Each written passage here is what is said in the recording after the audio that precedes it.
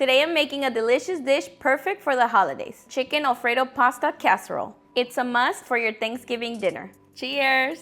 In a pot set to high heat with some boiling water, I'm gonna add some salt and 1 pound of Rotini pasta. Cook until al dente. While it cooks, I'm gonna start marinating the chicken. Here I have 1 pound of chicken breast that I'm gonna season with 1 tablespoon of olive oil, 2 teaspoons of Italian seasoning, 1/4 teaspoon of black pepper, and here I have 1 teaspoon of the following: smoked paprika, garlic powder, salt, and lemon pepper. It's been 7 minutes, pasta's ready, and I'm gonna drain it. In a pan set to medium-high heat, I'm gonna cook the chicken.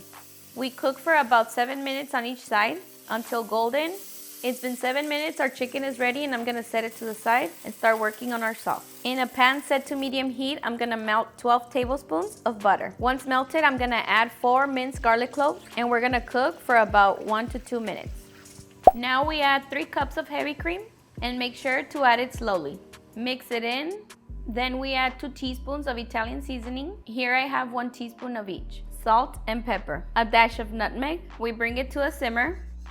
And then we add 18 ounces of Parmesan cheese and 2 ounces of cream cheese. Mix it in until all the cheese is melted and cook until the sauce has thickened. It's been 3 minutes and I'm gonna fold in 2 tablespoons of fresh parsley. Our sauce is now ready and I'm gonna turn it off. Now we're gonna assemble our casserole. I'm gonna add the pasta into my baking dish. Next we add some of the chicken, and I like to cut the chicken into small cubes. And now we add some of the sauce. Mix it well, and we add more sauce.